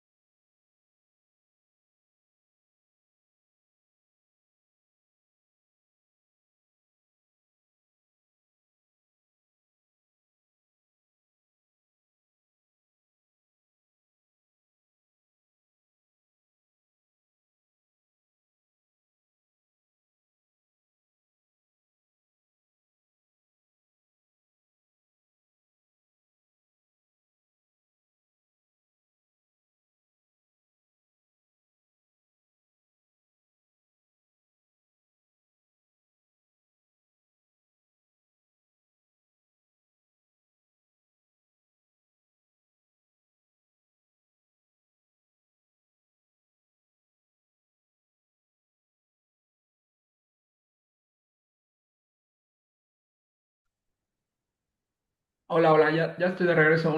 Una enorme disculpa. No te preocupes, Doc. Muchas gracias. Aquí seguimos. Oye, ¿en dónde me quedé? De que te avisé como un minutito antes, O sea, cuando vimos estabas esta hablando ahí de... rumenitis, sí, ¿verdad? Sí, sí, sí. Y las papilas sí las vimos. No, creo que ahí te quedaste. Ah, bueno. Bueno, aquí seguimos entonces. Una disculpa. Lo que ocurre con la rumenitis, el exceso de ácidos grasos volátiles, ese gas corrosivo quema las vellosidades intestinales, las vellosidades ruminales, perdón. Vean del lado izquierdo, son papilas ruminales de una jirafa que murió en vida silvestre por otras condiciones, el tamaño de esas papilas, y del lado derecho las papilas de una jirafa en cautiverio que comía una dieta alta en carbohidratos y que murió por ese famoso síndrome de mortalidad aguda, ¿no? Otro caso, del lado derecho, las papilas de una jirafa de vida silvestre, del lado izquierdo, las papilas de una jirafa que comía muchos carbohidratos en cautiverio. La superficie de absorción disminuida hasta 9 veces en comparación con vida libre por este exceso de ácidos grasos volátiles. Algo curioso y algo también que es muy visto en estos animales, la grasa del corazón empieza a ocasionar ascitis. Esto quiere decir que está en un desbalance negativo calórico el animal que empieza a utilizar la grasa del propio cuerpo y ya cuando utilizan la grasa del corazón es porque ya está en una situación muy, muy alarmante. También puede haber desórdenes en enfermedad metabólica ósea, hiperparatismo nutricional secundario. Esto es porque el ácido, el estómago está muy ácido y no permite que se absorba el calcio de la dieta. Entonces empieza a haber ahí también un desbalance calcio-fósforo. Vemos a estas jirafas tienen muchas conductas orales, estereotipias orales, están lamiendo y lamiendo barrotes. Y entonces llegará a lo mejor el etólogo o el entrenador y dirá, no, no, no, está aburrida esa jirafa, vamos a poner enriquecimiento y no sé qué. Pero en realidad lo que está haciendo esta jirafa es tratar de producir mucha saliva para amortiguar la acidosis ruminal.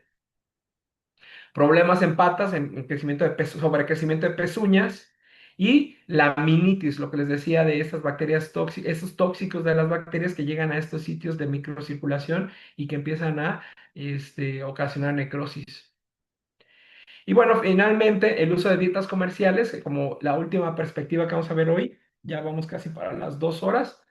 Este, Vean rápidamente, vamos a hablar ¿por qué para mí es importante hablar del uso de dietas comerciales? Porque veo todavía entre colegas y cuando platicamos de nutrición o de dietas con otros colegas, unos asumen que la dieta comercial de hecho, desde los que estudiamos medicina veterinaria a veces salimos ya con esa idea de que el alimento comercial es es lo mejor y que es lo único que deben de consumir.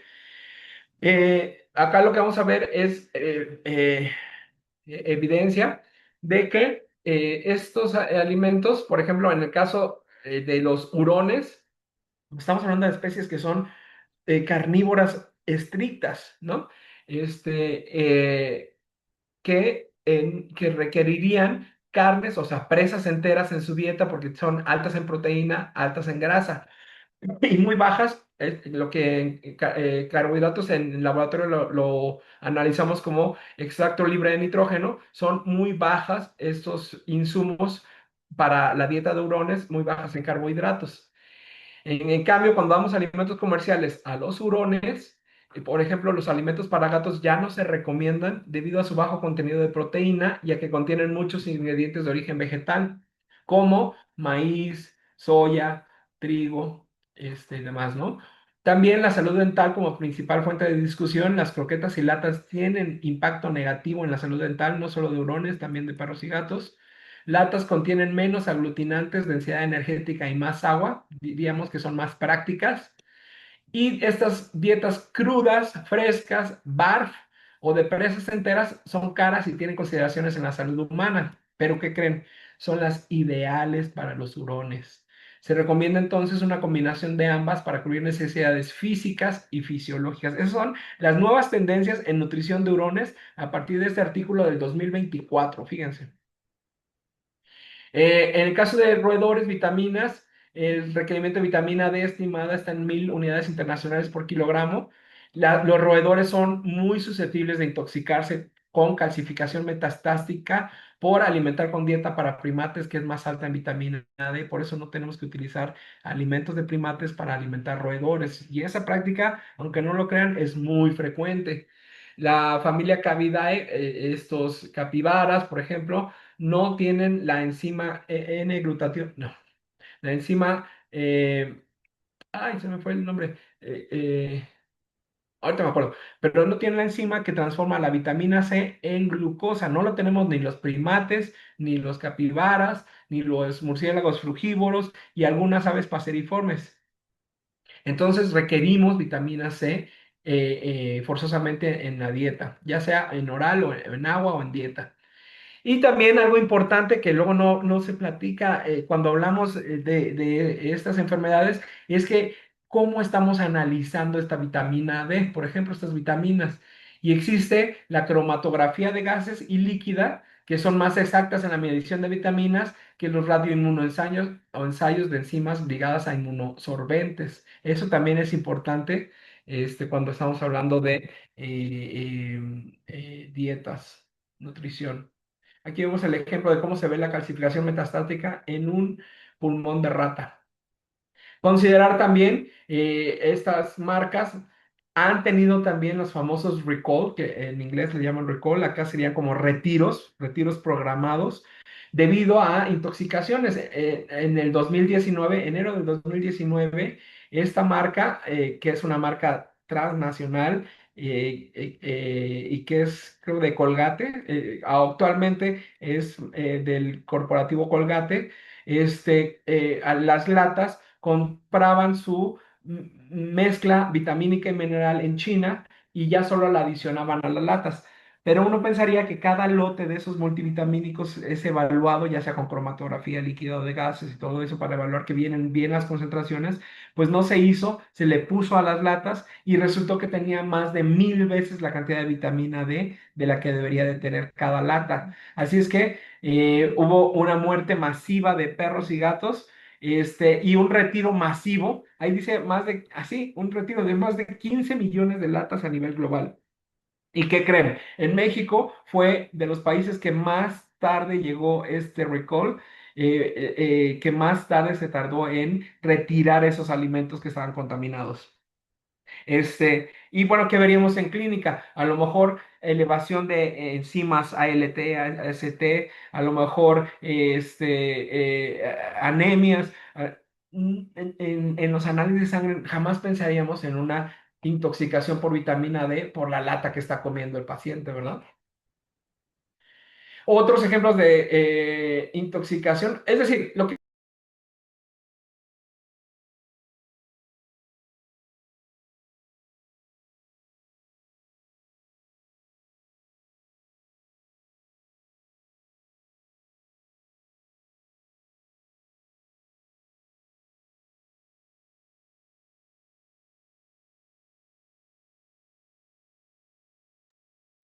Creo que se le fue otra vez.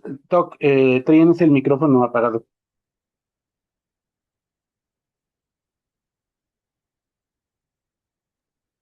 Ya, ¿me Ahí está. escuchó? ¿Se escuchó lo de aquí, lo de esta? La parte final no. Cuando Ok. cambiaste fue cuando ya se apagó el micrófono. Perdón, ok. Acá lo que les quería decir es que no quiero decir que las dietas comerciales sean malas. De hecho, yo las utilizo mucho en la formulación de dietas para fauna silvestre y también en mucho en perros y gatos. Pero sí debemos tener en consideración la evidencia científica que hay, que puede ser riesgosa particularmente en las concentraciones de vitaminas liposolubles. Vitamina A, vitamina D, vitamina E, vitamina K pueden estar cantidades exageradas o deficientes. Por ejemplo, en el caso de estos alimentos comerciales para citácidas, la cantidad de vitamina A está sumamente elevada en la mayoría de los alimentos comerciales. Aquí hay una tabla de contenido de vitamina D y calcio en alimentos comerciales para aves y pueden ver que son demasiado elevadas las concentraciones de vitamina D en la mayoría de todos esos alimentos comerciales. Y en calcio también. Entonces, esta combinación de vitamina D y exceso de calcio también es muy riesgosa. Entonces, ¿qué diría aquí sobre esto? Que pues no hay que utilizar el alimento comercial como dieta única. No recomiendo ninguna monodieta, ninguna dieta exclusivamente de un solo ingrediente, porque podemos estar cursando o correr el riesgo de este problema. Además de la cuestión también de adquisición de alimentos, si por ejemplo descontinuaran ese alimento, te quedarías sin la fuente de alimento para el animal, ¿no? Entonces, nada más tener esas precauciones y esas consideraciones sobre los alimentos comerciales. Aquí hay una tabla sobre las consecuencias de... Aquí ya estamos hablando de otro tema. En este tema es el famoso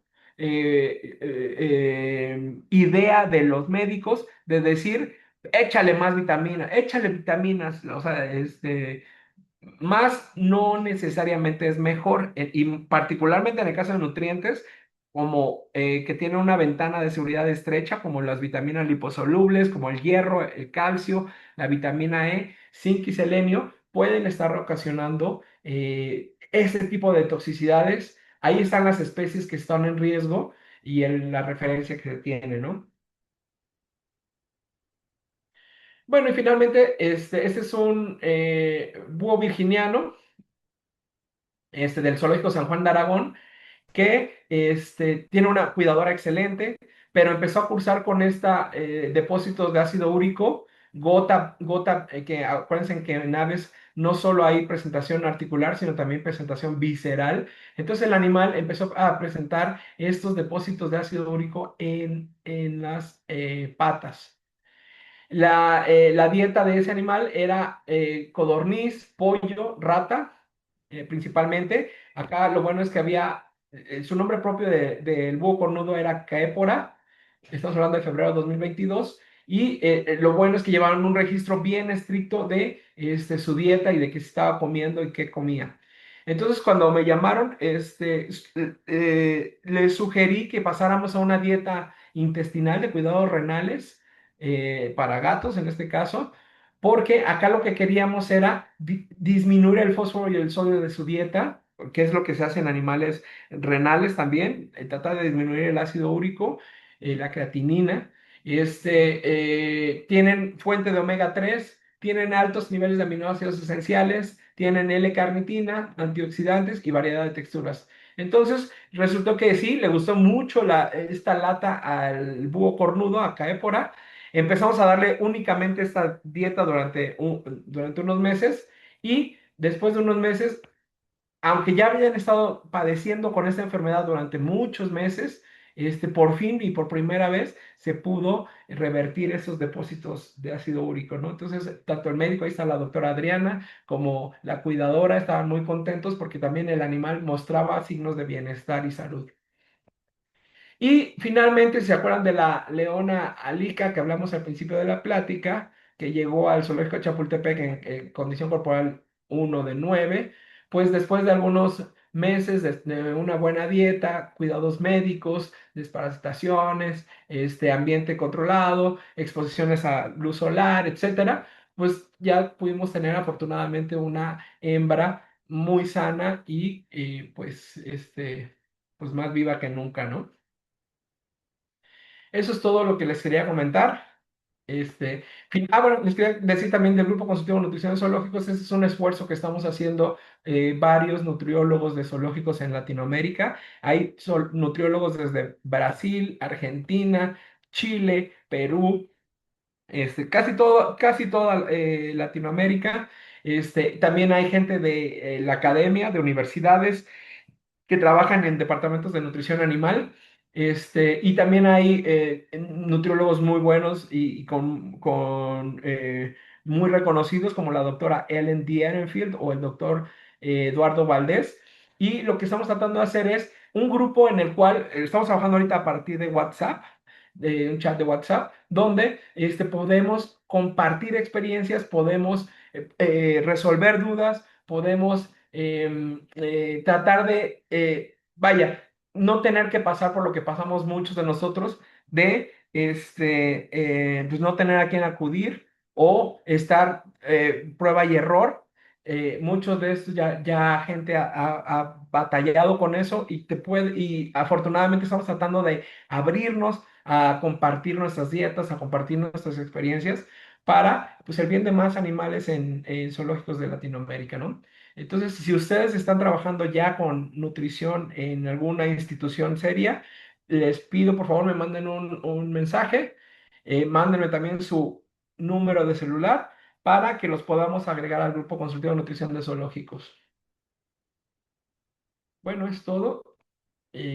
Bueno, Oscar, te dejo la palabra. Me gustaría antes de terminar saber si tienen alguna duda. Muchísimas gracias, Doc. Eh, Como siempre, una excelente plática. Eh, por favor, chicos, si nos pueden dejar las preguntas para el doctor, igual aquellos que nos están viendo por vía Facebook, dejen sus preguntas ahí en el chat para que se las podamos hacer llegar al doctor. De inicio, Doc, tienes aquí unas felicitaciones de parte del doctor Carlos Trillanes, un excelente nutriólogo de fauna, pero sobre todo un gran amigo. Soy su fan desde que empezó a hacer sus pininos en el zoológico de Chapultepec. Un fuerte abrazo. Entonces, traes porra, Doc. Claro, a Carlos, vi que también dio una plática, creo, aquí. Este, y sí, lo conozco desde hace mucho tiempo y me da mucho gusto saludarlo y un abrazo, mi amigo. Gracias, Doc. Tienes una pregunta, mira, por aquí de María Herendida Reyes. ¿Hay alguna información sobre selenio en animales silvestres? Sí, hay mucha información de selenio, sobre todo en venados, porque está relacionado con la glutatión peroxidasa y eh, con la enfermedad ay, ¿cómo se llama? De captura, miopatía por captura. Si tú buscas por miopatía por captura, vas a encontrar mucha información de selenio. Incluso se han hecho pruebas con bolos de selenio para ver si se puede reducir la miopatía por captura. Perfecto. Gracias, Doc. ¿Alguna otra pregunta, chicos? En Facebook también, si alguien tiene alguna duda para el Doc, adelante, aprovechen que está por aquí. También aprovechen em, este mensaje que nos trae acerca del grupo consultivo de nutrición. Entonces, si ustedes están trabajando en algo relacionado en zoológicos, en UMAS, con fauna silvestre en general, por favor escriban al doctor. Tienes otra pregunta, Doc. Es de Marín Núñez. Muy buena plática. Siempre me ha gustado la fauna silvestre y me interesa la parte de la conservación y despertó mi interés en esta parte de nutrición. ¿Qué recomienda para irme familiarizando en este rubro? Bueno, muchas gracias por tu comentario. Mi recomendación es, bueno, les voy a contar les voy a contar mi historia muy rápido. A mí me gustó la nutrición desde el principio de la carrera y luego me gustó la nutrición en fauna silvestre, pero cuando yo estudié la carrera No había nutriólogos de fauna silvestre, solo estaba el doctor Germán Mendoza de la UAM Xochimilco. Este, hice una tesis en primates, evaluando los alimentos comerciales que le daban a dos grupos de primates que eran utilizados para investigación en laboratorios. Y tuve la suerte de que me tocara el doctor Fernando Gual de Sinodal, y de ahí pude también conocer a la que era nutrióloga en ese tiempo del zoológico de Chapultepec, la doctora Geraldine Nidacio. Ella es una guatemalteca. Y cuando fui a dejar mi tesis con el doctor Wall, le pedí una estancia a la doctora Geraldine, y me dijo, pues sí, claro, puedes empezar mañana mismo porque yo en 3 meses me voy a vivir a Canadá. Entonces empecé a ir al día siguiente al sur de Chapultepec, al área de nutrición. Me enseñó, y a los 3 meses se fue a Canadá. Y luego pasaron 3 meses más, a mí me dijeron, tú sigue haciendo lo que ella hacía, y luego me ofrecieron el trabajo. Entonces, yo todavía no me titulaba cuando ya era el nutriólogo del zoológico de Chapultepec y del zoológico de San Juan de Aragón y del zoológico de los Coyotes. Este, Fue muy circunstancial mi caso, pero esa sería mi recomendación. Mi recomendación es de que primero, sí es mejor, o sea, ya tenemos muchos médicos, ¿no? Médicos de fauna, pero no tenemos pocos genetistas, tenemos pocos nutriólogos, tenemos pocos patólogos, o sea, hay muchas áreas donde pueden desarrollarse en fauna silvestre. Entonces les recomiendo, sí, buscar una especialización en eso, y acercarse también a un centro y trabajar de la mano con la gente, ¿no? Que ya está trabajando en zoológicos. Muchas gracias, Doc. Tienes por acá también una pregunta en Facebook que dice, es Dulce María, que nos dice, excelente plática. Doc, ¿podría volver a mencionar la página donde se encuentran las tablas de condición corporal de algunas especies? Sí, es eh, N de Noé, A de árbol, G de gato, NAG, punto, online, en línea en inglés. NAG online. Y NAG significa Nutrition Advisory Group, que sería precisamente el grupo consultivo de nutrición, pero de la Asociación de Zoológicos Americana. Lo que nosotros estamos pretendiendo hacer con los zoológicos latinoamericanos, ya existe esa página de los zoológicos de Estados Unidos, y en esa página van a encontrar mucha información de nutrición, muy buena. Excelente, muchas gracias, Doc. Tienes otra pregunta igual de María Heréndira Reyes que dice, en el caso de la jirafa, la dieta del rumen entonces es semejante a la del bovino y el uso de bicarbonato en la dieta ha sido considerado para ayudar a controlar el pH. Qué buena pregunta. Gracias por hacer esa pregunta. Se me olvidó comentarles. No, lo que ahora se recomienda es no usar pellets para bovino en jirafas, no usar zanahorias o manzanas en la dieta, y utilizamos un pellet diseñado exclusivamente para jirafas, bajo en almidones. Ese lo tiene la marca Masuri. De hecho, en Zoológico de Chapultepec fuimos de los primeros en importarlo, y nuestra colonia dejó de tener mortalidad neonatal en jirafas. Y también ya hay versiones mexicanas y centroamericanas de alimentos peletizados bajos en almidones, que serían los ideales. Perfecto, muchas gracias. Y bueno, y de igual forma te agradece María Heréndira de la respuesta y te felicita por tu plática. Muchas Muchas gracias, gracias. María Heréndira.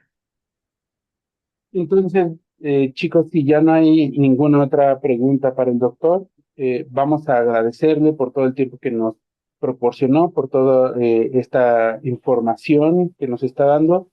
Y nuevamente les recordamos que, por favor, si trabajan en este tipo con este tipo de animales, con fauna silvestre y con nutrición, por favor escríbanlo, ¿no? Es una excelente oportunidad, sobre todo de hacer una proyección pues a gran escala a nivel Latinoamérica, pues, de todo lo que es la nutrición. ¿Sí? Entonces, eh, escríbanle, por favor. Mil gracias, Doc, por tu excelente ponencia, gracias por tu tiempo. En verdad fue una muy buena plática.